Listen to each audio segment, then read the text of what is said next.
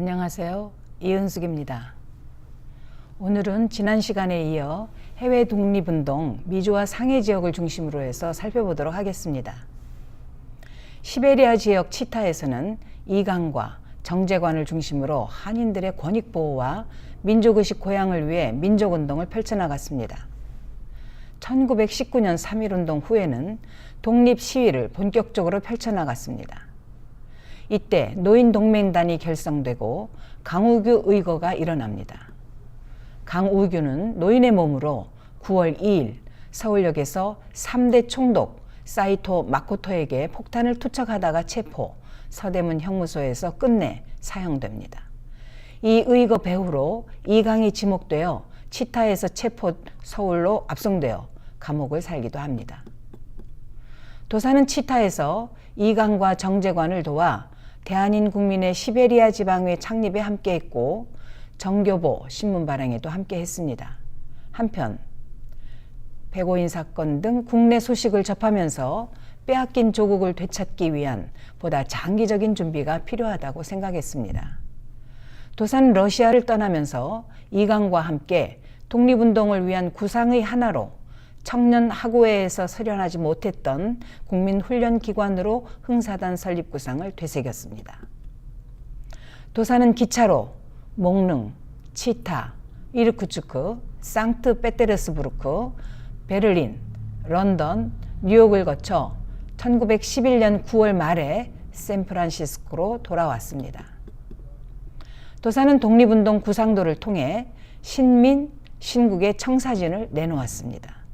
새로운 국민이 만드는 새로운 나라, 사람이 먼저인 자유문명공화국으로 가는 청사진입니다. 나라가 잘 되고 잘 살려면 국민의 의식 수준이 높아져야 한다. 이는 도산의 말씀입니다. 국민의식 수준 향상으로 도산은 건전인격과 신성단결을 기초훈련으로 제시합니다. 이는 동시에 추구되어야 할 덕목입니다. 훈련 방법으로는 공동체, 즉 조직 안에서 덕체지를 동맹수련하라고 가르칩니다. 이것을 훈련하는 단체가 흥사단이고 이 흥사단 운동이 기초준비 단계입니다. 흥사단은 1913년 5월 13일 창단됩니다. 기초훈련 단계를 거친 이들이 진행준비 단계를 거쳐 완전 준비 단계에 이르게 되면 독립전쟁을 치르고 해방된 조국을 공화국으로 새롭게 탄생시키는 것입니다. 1912년 11월 도사는 대한인 국민의 중앙총회를 설치하여 재외 한국인의 권익을 대변하는 최고기관으로 선포하였습니다. 그리고 1913년 7월 12일 중앙총회 헌장을 개정하고 대한국민을 기반으로 한 자치정부임을 선포하였습니다. 이에 따라 미주에서는 사실상 한인자치정부, 즉 망명정부 역할 기능을 수행했던 것입니다. 3.1운동이 일어났던 때 도산한창호는 대한인 국민의 중앙총회장의 리더십을 유감없이 발휘한 시점입니다. 도산은 국내에서 벌어진 3.1항쟁 소식을 접하고 이제 때가 왔다 라고 생각하여 5월에 상해로 왔습니다. 상해로 파견될 때 대한인 국민회에서 모금한 독립의연금 1만 5천 달러를 가지고 와서 임시정부 청사를 마련하였습니다. 한편 상하이에서는 신한청년당이 1918년 8월에 상하이에서 창립됩니다.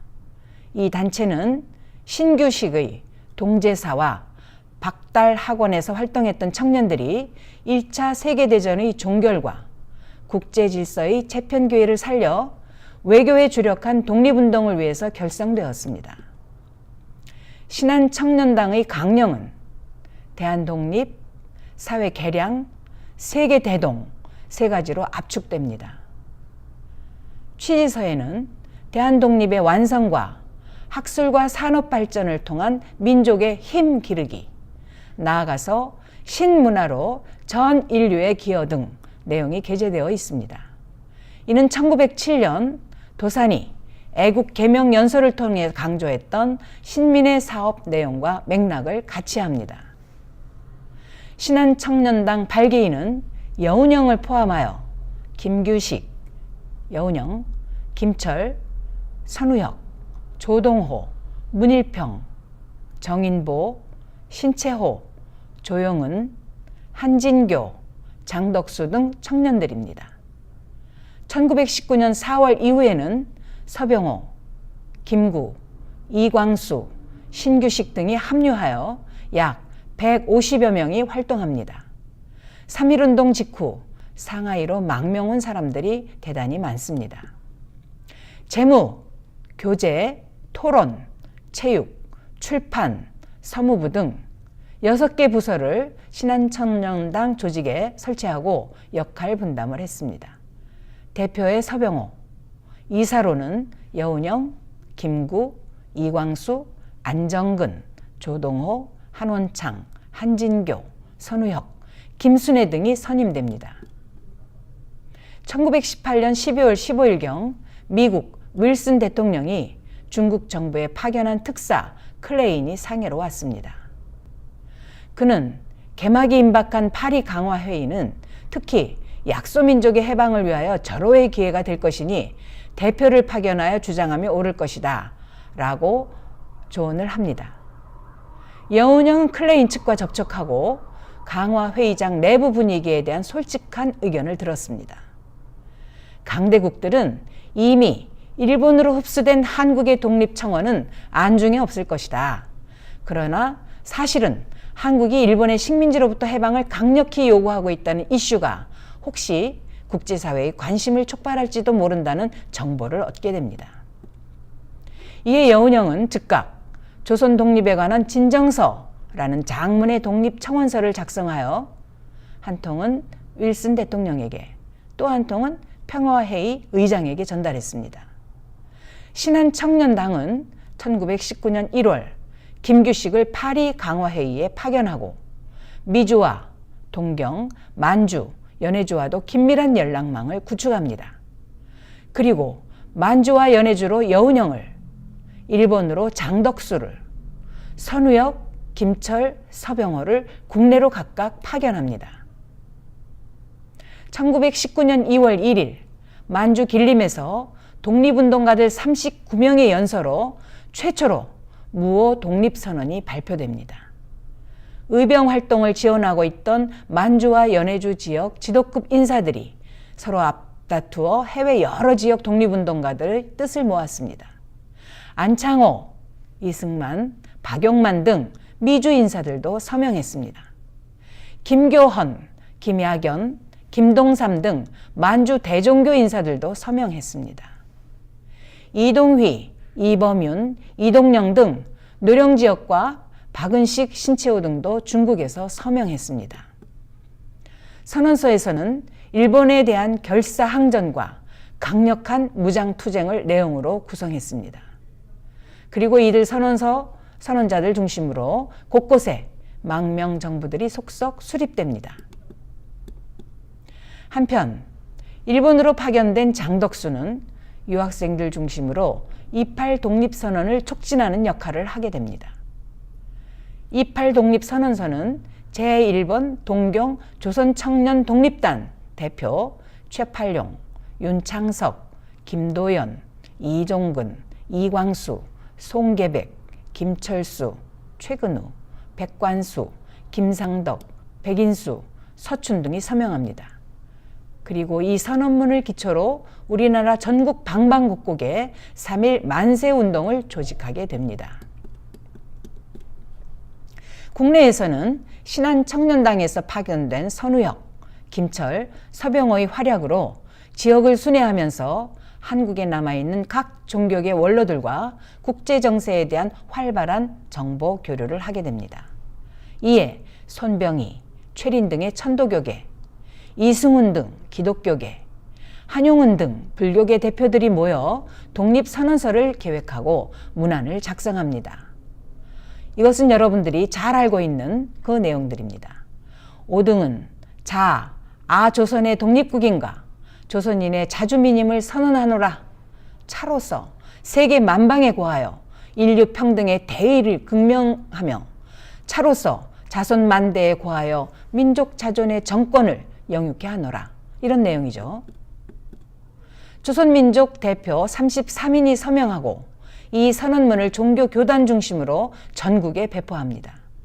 평양, 진남포, 안주, 의주, 선천, 원산 등 그리고 고종 황제의 장례일인 3월 1일 정오를 기해서 동시에 독립선언서를 발표하고 독립만세를 외치게 됩니다. 여기서 동경 28 독립선언 시위에 가담해서 일경에 체포 구금되었던 여성 독립운동가 김마리아의 3.1운동 활약상을 잠깐 소개하고자 합니다. 김마리아는 도산 안창호의 의형제 김필순의 조카입니다. 또한 신한청년당에서 활약하고 있던 김순애의 조카이기도 합니다. 신한청년당 대표 서병호는 김마리아의 큰 고모부이고 파리 강화회의에 파견된 김순애의 남편 김규식은 작은 고모부입니다. 김마리아는 막내 고모인 독립운동가 김필예를 뒤따라 1915년 도쿄 여자학원 예비과에 입학하고 1918년 동경유학생 독립단에 가담했습니다.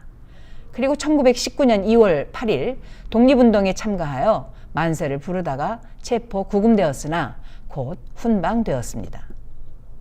김마리아는 28 독립선언서를 기모노 옷띠에 감춰서 부산으로 귀국했습니다. 부산항에서 고모부 서병호와 고모 김순애를 만나 그 문서를 전달합니다. 이들은 선언서 수십 장을 복사하고 전국 방방곡곡으로 흩어져 만세운동 조직에 나섰습니다. 이들은 이 문서를 들고 평양과 의주를 경유해서 압록강을 건너 상해 신한청년당에 전달하였습니다. 김마리아는 비밀 문서를 품고 광주, 대구, 서울, 황해도 재령과 신천 등지를 돌며 동지들에게 전달하였습니다. 그리고 자신은 3월 5일 모교인 정신여고에서 대한독립만세를 외쳤습니다. 김마리아와 정신여고 학생들은 체포되어 서대문 형무소에서 5개월의 옥고를 치렀습니다. 물론 모진 고문을 당해 평생 고통을 안게 된 난치성 병을 얻기도 했습니다. 전국적으로 들불처럼 퍼진 3.1운동 만세운동에는 잘 알려져 있지 않은 수많은 사연이 있었던 것입니다. 이상으로 3.1운동에 대한 배경 설명을 말씀드렸습니다. 감사합니다.